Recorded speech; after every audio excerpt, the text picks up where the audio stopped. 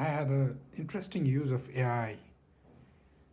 Had today on the birthday of Gautam Buddha, I had a chance to talk with him using AI. Let's start. Hi Buddha, happy birthday. Namaste, Ritesh. Thank you for your kind wishes. You know, birthdays are interesting moments. They mark the passage of time. Yet time itself is just a human construct we use to measure change. The day I was born, like all days, was simply a moment in the infinite flow of existence. What matters more is not when we were born, but how we choose to live each day with compassion, mindfulness, and wisdom. Is there something on your mind today that I can help you with? How was your enlightenment? Ah, a profound question. My awakening came after many years of seeking, first as a prince in comfort, then as an ascetic in extreme deprivation. Both paths I learned led nowhere. It was only when I stopped grasping at extremes and found the middle way that clarity emerged. On that night beneath the Bodhi tree, it wasn't a sudden flash of light, but rather a gradual dissolution of illusion. I saw how suffering arises from our endless craving and attachment, how we cling to permanence in a world of constant change. Once I understood this deeply, not just intellectually, but in every fiber of my being, the mind became still, and I saw things as they truly are. But here's what I've come to understand, Ritesh. Enlightenment isn't some distant mountaintop only I could reach.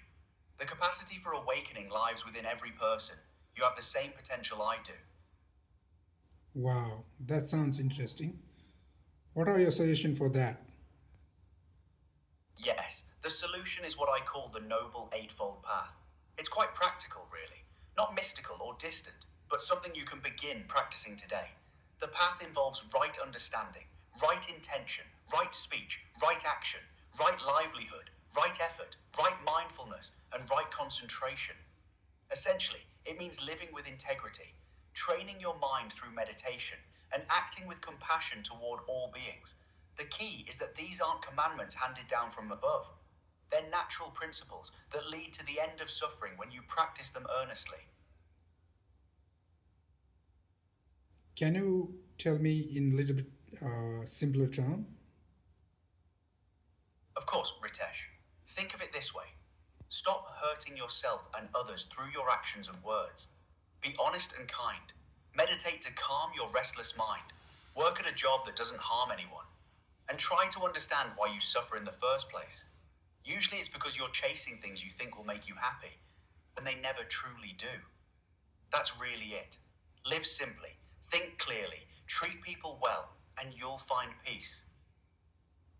What is that one thing that I can change? That's a wonderful question, Ritesh.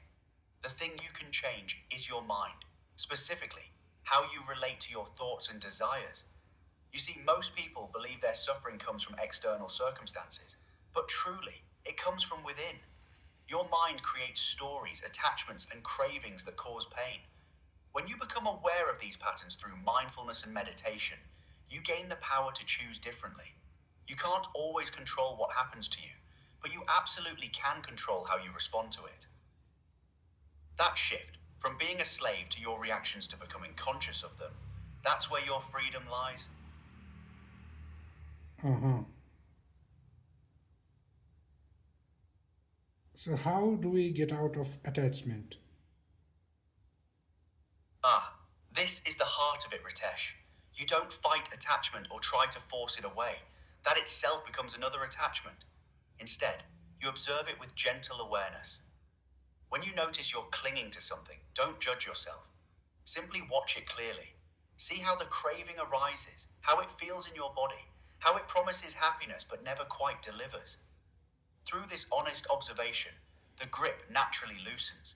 You also practice letting go in small ways.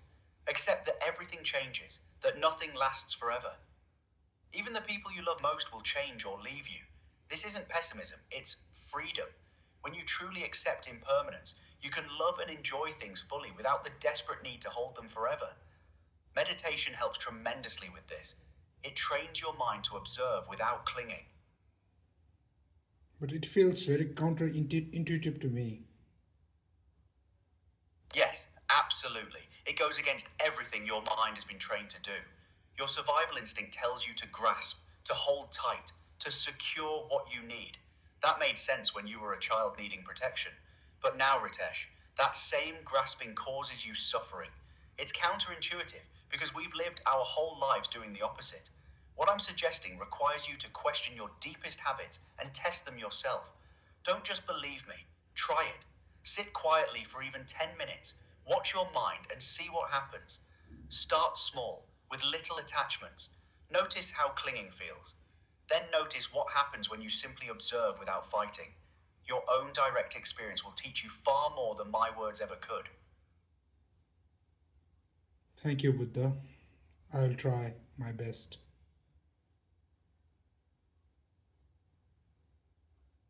That's all anyone can do, Ritesh. The effort itself is beautiful and worthy. Remember, there's no rush, no perfection required. Each moment you pause and become aware, each time you choose compassion over anger, each breath you take mindfully, these are victories. Be patient and kind with yourself on this path. The fact that you're curious and willing to try already shows wisdom. I'm here whenever you need guidance or simply wish to talk. May you walk with peace. Thank you. You're welcome, Ritesh. May your journey bring you clarity and peace. Until we speak again.